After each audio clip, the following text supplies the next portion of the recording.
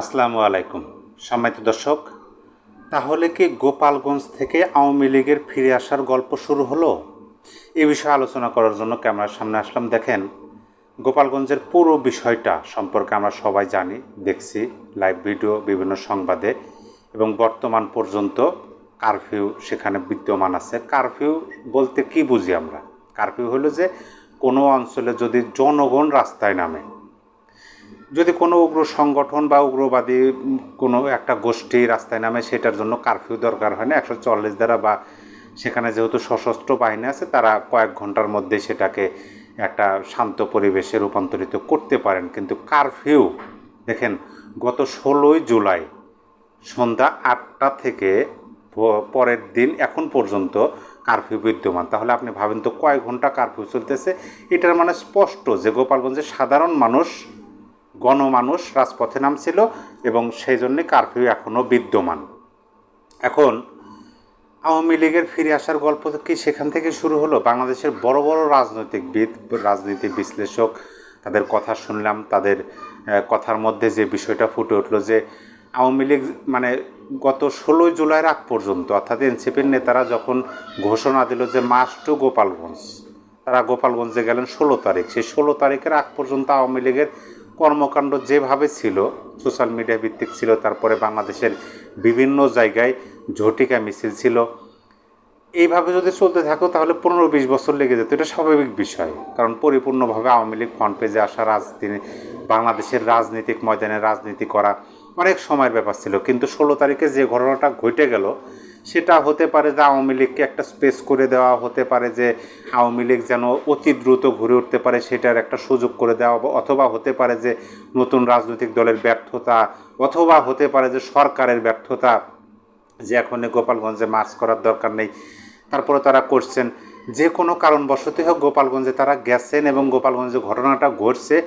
সবচেয়ে আশ্চর্যজনক বিষয় হলো কোনটা জানেন? বাংলাদেশের যে মিডিয়াগুলো আছে, বাংলাদেশের মিডিয়াগুলো যেভাবে প্রচার করছে গোপালগঞ্জের ঘটনাটা, তার চেয়ে শতগুণ বেশি আকারে বলতে গেলে আওয়ামী লীগের পক্ষে যায় এরকম ঘটনা বা বিশ্বব্যাপী যেভাবে প্রচার হয়েছে, আপনার রয়টার্স থেকে শুরু করে আল জাজিরা, তারপরে টাইমস অফ ইন্ডিয়া, মানে সকল বিশ্বের মানে মূলধারার গণমাধ্যম, যে গণমাধ্যমগুলোতে প্রচার হলে কোনো সংবাদ সেটা সারা বিশ্বব্যাপী ছড়ে যায়, সেরকম বিশ্ব মিডিয়ায় যেভাবে গোপালগঞ্জের বিষয়টা তুলে ধরা হয়েছে।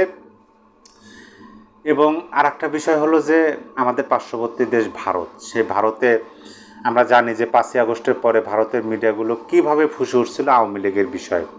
মাঝখানে আমরা দেখলাম যে ভারতের মিডিয়াগুলো, ভারতের কন্টেন্ট ক্রিয়েটর, ইউটিউবার, ফেসবুকার যারা আছেন, মানে সোশ্যাল অ্যাক্টিভিস্ট, এবং ভারতের সাংবাদিক, রাজনীতিবিদ, সুশীল সমাজ, বুদ্ধিজীবী, ভূ রাজনৈতিক বিশ্লেষক যারা আছেন ভারতে, তারা মাঝখানে কিন্তু কিছু সময় তারা একটু বাংলাদেশ বিষয়ে চুপ ছিলেন, মানে নিউট্রাল ছিলেন, বা ওই সেরকম কথাবার্তা বলেন না, আমরা সেরকমই দেখছি। কিন্তু এই 16ই জুলাই পরে আপনি যদি একটু খেয়াল করেন তাহলে দেখবেন যে ভারতের মিডিয়াগুলো ব্যাপকভাবে এই গোপালগঞ্জের বিষয়টা নিয়ে আবার উত্তাল। এবং যতটুকু আমরা খবর পেতেছি তাতে দেখতেছি ভারতের মিডিয়াতে প্রচার হইতেছে, জানি না সত্য মিথ্যা কতটুকু, যে সত্য মিথ্যা বলতে পারবো না, তবে ভারতের মিডিয়াগুলো এইভাবেই প্রচার করতেছে যে আগামী রবিবার, অর্থাৎ আজকে আমি ভিডিও করতেছি হচ্ছে শনিবার, আজকে জুলাই মাসের 19 তারিখ, আগামীকাল রবিবার জুলাই মাসের 20 তারিখে ভারতের সর্বদলীয় বৈঠক হবে, মানে সব দল একত্রিত বৈঠক করবেন, এবং সেখানে মুখ্য বিষয় নাকি হবে শেখ হাসিনার প্রত্যাবর্তন বা বাংলাদেশের বিষয় নিয়ে, এরকম তারা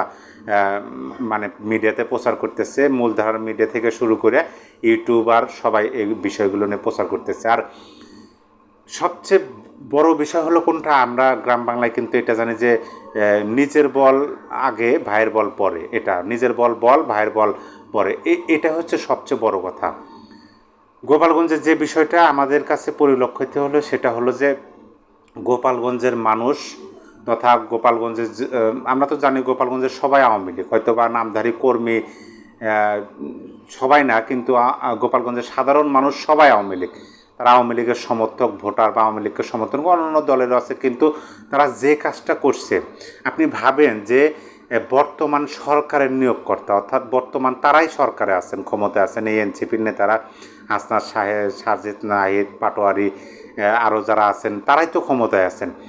তারা সেখানে গেছেন, তাদেরকে অবরুদ্ধ করে ফেলাইছে, দিনের বেলা অবরুদ্ধ করে ফেলাইছে। এরকম একটা পরিস্থিতির মধ্যে, যে পরিস্থিতি হচ্ছে আওয়ামী লীগের সকল কর্মকাণ্ড নিষিদ্ধ এবং নিবন্ধন স্থগিত এবং ছাত্রলীগ সংগঠনই নিষিদ্ধ। এরকম একটা পরিস্থিতির মধ্যে গোপালগঞ্জের দিনের বেলা তাদেরকে পুরোপুরি অবরুদ্ধ, তারা বের হইতে পারতেছে না। তারা কোনো জায়গায় মানে কোনো দিক না বুঝতে পেরে জেলা পুলিশ কার্যালয়ে তারা আশ্রয় নিতে হলো তাদেরকে, অথচ তারাই পুলিশের উপর আক্রমণ করছিল, মিডিয়াতে বলছে। যাই হোক, সেটা ভিন্ন বিষয় আলোচনার। তারা জেলা পুলিশ কার্যালয়ে আশ্রয় নিল, সেখানে সেনাবাহিনীর তত্ত্বাবধানে যৌথ বাহিনীর অভিযান চললো, দিনভর সংঘর্ষ হলো। তারপরও তারা মানে স্বাচ্ছন্দ্যের সাথে গোপালগঞ্জ ত্যাগ করতে পারলো না। তারা পিবিসি অর্থাৎ সেনাবাহিনীর যে সাজোয়া যান বলি, ভারী যান, সেইখানে মানে সেই যানের মধ্যে ঢুকে আত্মগোপনে সেখান থেকে তাদের পলায়ন করতে হলো। অথচ তারা বলতেছে যে স্থানান্তর হয়েছে। যাই হোক, কিন্তু তারা স্বাচ্ছন্দ্যের সাথে সেখান থেকে বের হইতে পারে নাই। এই যে আওয়ামী লীগের শক্তি প্রদর্শন হলো, ছাত্রলীগের শক্তি প্রদর্শন হলো গোপালগঞ্জে, অবশ্যই 5টা নিরীহ প্রাণ ঝরে পড়ছে। তাদের পরিবারের দাবি হচ্ছে যে তারা কোনো রাজনৈতিক দলের সাথে সম্পৃক্ত না, কিন্তু সর্বসাকুল্যে যেভাবে আওয়ামী লীগ ঘুরে দাঁড়ালো গোপালগঞ্জে, এইটার কিন্তু বহিঃপ্রকাশ ঘটতেছে। তারপরেই আমরা দেখলাম যে নারায়ণগঞ্জে এই এনসিপির সমাবেশ, সেখানে মূল যে ফটক সাজানো হয়েছিল, গেট সাজানো হয়েছিল এই এনসিপির সভা সমাবেশকে ঘিরে, সেই গেটে কিন্তু আগুন দিচ্ছে। কারা দিচ্ছে জানি না আমরা, কিন্তু মিডিয়াতে প্রচার হইতে দেখলাম যে ছাত্রলীগের উপর দোষ তারা চাপাইতেছে, যে নিষিদ্ধ ঘোষিত ছাত্রলীগ এই বিষয়টা হয়তো বা করছে। এইটা কিন্তু সারা বাংলাদেশব্যাপী ছড়িয়ে যাওয়ার আশঙ্কা পোষণ করতেছে বিরোধী দল বলতে আওয়ামী লীগের বিরোধী দল বা রাজনৈতিক বিশ্লেষক, রাজনীতিবিদরা বলতেছেন এটা সারা বাংলাদেশব্যাপী ছড়িয়ে যাওয়ার একটা সম্ভাবনা আছে। আর আওয়ামী লীগ যে এইভাবে মানে ঘুরে দাঁড়াবে, এইভাবে তাদের অবস্থান জানান দেবে, সেইটা সবার কাছে অকল্পনীয় ছিল। এবং বিএনপির অনেক সিনিয়র নেতৃবৃন্দ বলতেছিলেন, আমরা শুনলাম যে এইটা অশনির সংকেত হলে তো বুঝতেছেন, যখন অন্য দলের জন্য অশনির সংকেত, তখন আওয়ামী লীগের জন্য সেটা ঘুরে দাঁড়ানো, আওয়ামী লীগের সুদিন ফিরে আসার শুরু। সম্মানিত দর্শক, পরিপূর্ণ আলোচনাটি শুনে হয়তো বা আপনারা বুঝতে পারছেন যে আমার কাছে ব্যক্তিগত মনে হলো যে আওয়ামী লীগের ঘুরে দাঁড়ানোর গল্প, আওয়ামী লীগের ফিরে আসার গল্প বোধহয় গোপালগঞ্জ থেকে শুরু হলো। আপনার মূল্যবান মতামত অবশ্যই কমেন্ট বক্সে জানিয়ে দেবেন। সবাই ভালো থাকবেন। আল্লাহ হাফেজ।